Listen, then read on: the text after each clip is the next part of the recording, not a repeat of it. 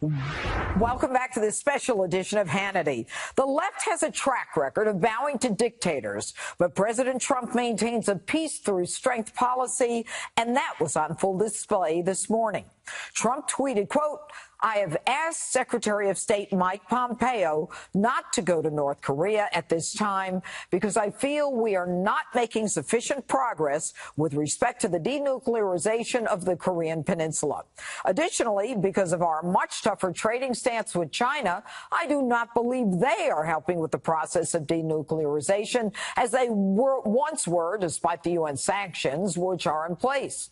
Secretary Pompeo looks forward to going to North Korea in the near future, most likely after our trading relationship with China is resolved.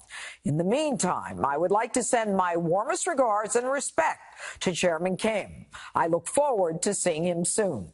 Joining us now with a reaction, national security and global affairs analyst Morgan Ortega and Fox News contributor and retired CIA senior intelligence officer Dan Hoffman. Okay, Morgan, I'll start with you.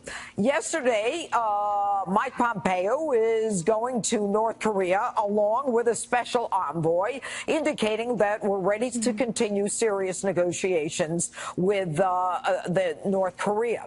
Now, today, something very unusual happened when the president asked Secretary of State Pompeo not to go. What happened, and how do you read this?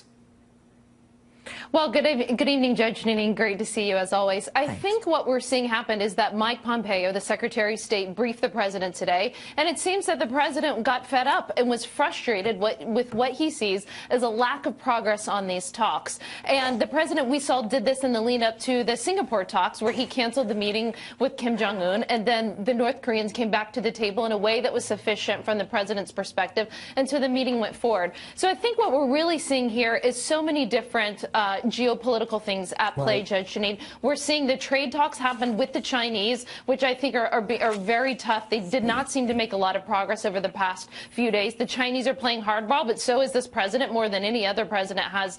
We're also seeing something, a very strange dynamic that I think that we need to be aware of, and that's the South Koreans. And President Moon is for lack of a better word, I mean, he's the Barack Obama of Asia. And I think that we have to be very careful about what the South Koreans are doing. They made some speeches last week in which they're trying to build this inter-Korean peninsula almost similar to a European Union in Asia. They want that land bridge to China and to the rest of Asia. So I'm worried that the South Korean president and his very liberal stance is trying to push a position that is counter to U.S. interests in the region. Dan, how do you see what's going on in North Korea with Kim Jong-un in his own country? What are the dynamics that are going on there?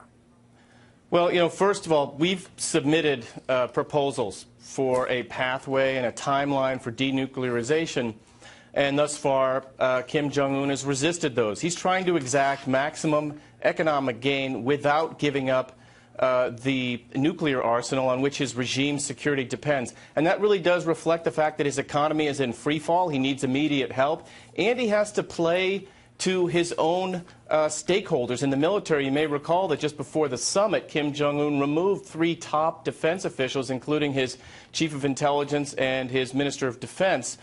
He's got to be very concerned and aware of the reaction from his own, for lack of a better word, military base. He's been ruthless about suppressing his own people and ruthless about killing those who get in his way, including his half-brother in Malaysia. Well, you know, but if Kim Jong-un, I'm going to stay with you, Dan, for a minute. If he's in a free fall, the economy, how does he juggle all of this?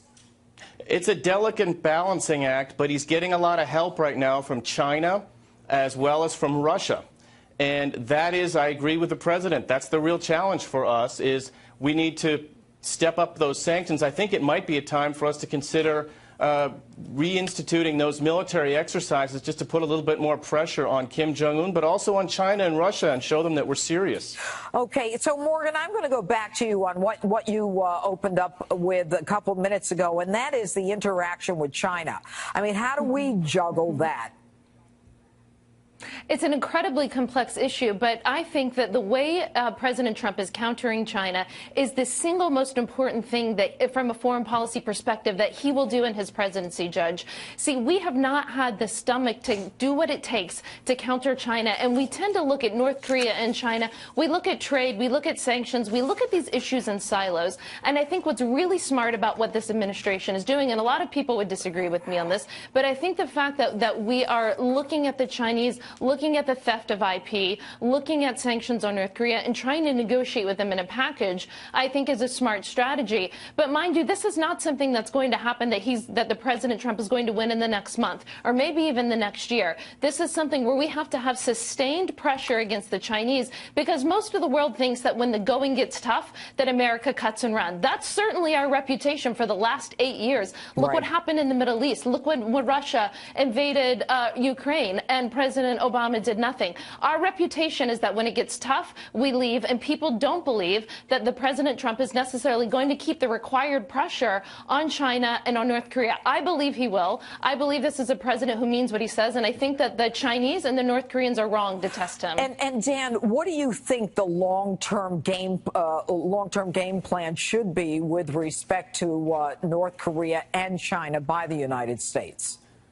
Well, I think Morgan's points are spot on. The North Korea challenge for us is intertwined with everything else in the region. And there's no question that China and Russia would like to reduce, if not eliminate altogether, our military presence and our influence in the region. And so we do need to demonstrate we're in it for the long haul. We also have to have realistic expectations. One more point, Judge, that I would highlight is when the president was making this decision, he had Andy Kim in the room. Andy is the chief of the CIA's Korea Mission Center, along with Secretary Pompeo. This shows the president making a very deliberate decision based on intelligence and the best diplomatic advice he could get from Secretary Pompeo. And I think we should be reassured by that process, which was spot on. All right. And just a few seconds left, Morgan. What about, the satellite imagery that seems to indicate that they are still working on, North Korea is still working on its nuclearization? Don't they know we could see that stuff?